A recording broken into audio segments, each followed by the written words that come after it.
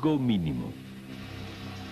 En 1995 fue aprobada la Ley de Prevención de Riesgos Laborales, en cuya exposición de motivos se dice que de la presencia de España en la Unión Europea se derivaba la necesidad de armonizar nuestra política con la política comunitaria en esta materia.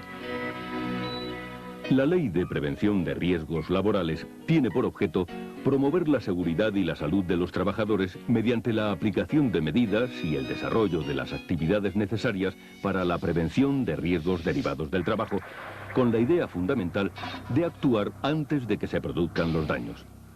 Y dicta unas medidas que el empresario deberá aplicar con arreglo a los siguientes principios generales. 1. Evitar los riesgos. 2. Evaluar los inevitables. 3. Combatirlos en su origen. 4. Adaptar el trabajo a la persona. 5. Tener en cuenta la evolución de la técnica. 6. Sustituir lo peligroso. 7. Planificar la actividad preventiva para un periodo determinado, estableciendo fases y prioridades de su desarrollo en función de la magnitud de los riesgos y el número de trabajadores expuestos a ellos. 8. Adoptar medidas que antepongan la protección colectiva a la individual. Y 9. Dar las debidas instrucciones a los trabajadores.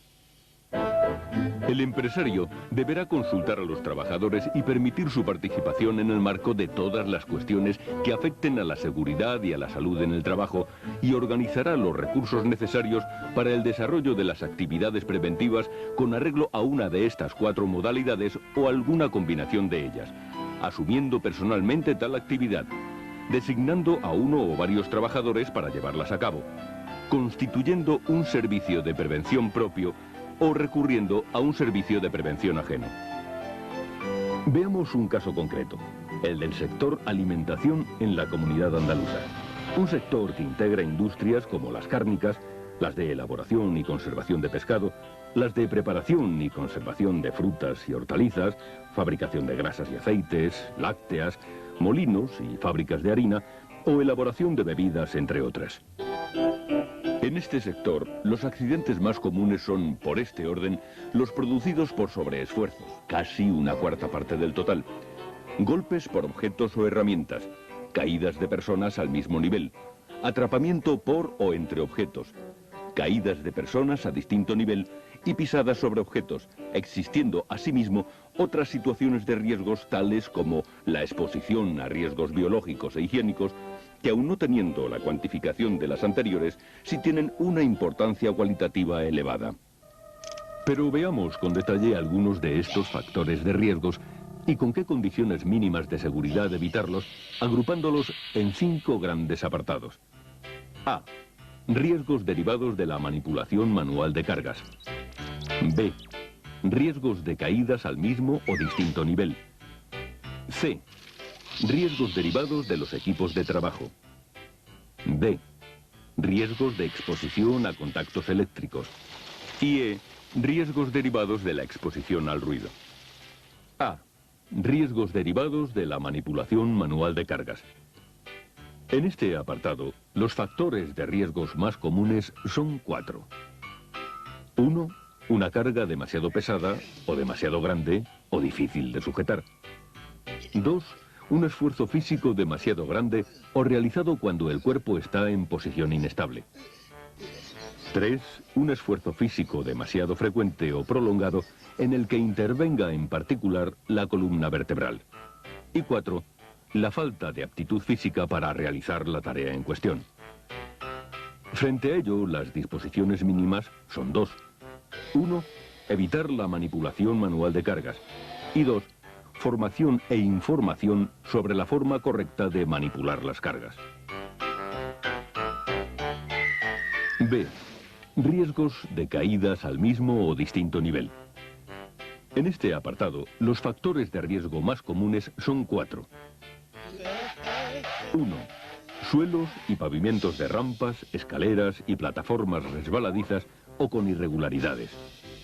2. Falta de orden y limpieza. 3. Aberturas en suelos o lados abiertos de escaleras, rampas, plataformas y muelles. Y 4. Escaleras de mano defectuosas o en mal estado. Frente a ello, las disposiciones mínimas de seguridad son 6. 1. Suelos no resbaladizos, sin irregularidades y pendientes peligrosas, así como pavimentos de rampas, escaleras y plataformas de materiales no resbaladizos o con elementos antideslizantes. 2. Los lugares de trabajo se mantendrán limpios y las zonas de paso, salidas y vías de circulación, especialmente las previstas para evacuación en caso de emergencia, estarán libres de obstáculos y debidamente señalizadas. 3.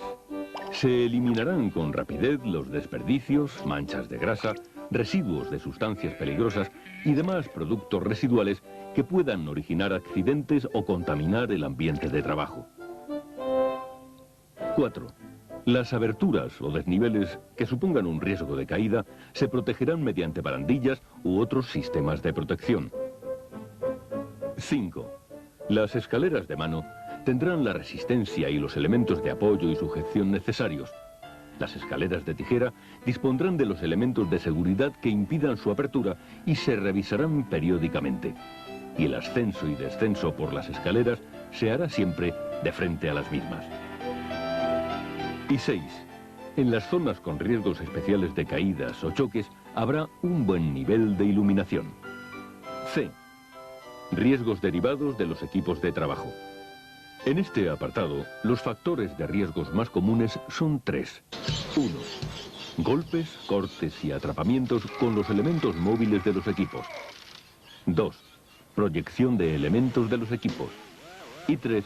Proyección del material que se trabaja. Frente a ello, las disposiciones mínimas de seguridad son 7. 1. Solo se utilizarán los equipos provistos del marcado CE y acompañados de la declaración CE de conformidad. 2. Su puesta en marcha solo se podrá efectuar mediante una acción voluntaria sobre el órgano de accionamiento. 3. Todo equipo deberá estar provisto de un órgano de accionamiento de emergencia que permita su parada total. 4. Los equipos con riesgo de proyección estarán provistos de resguardos adecuados. 5. Los elementos móviles de un equipo que entrañen riesgos de accidentes por contacto mecánico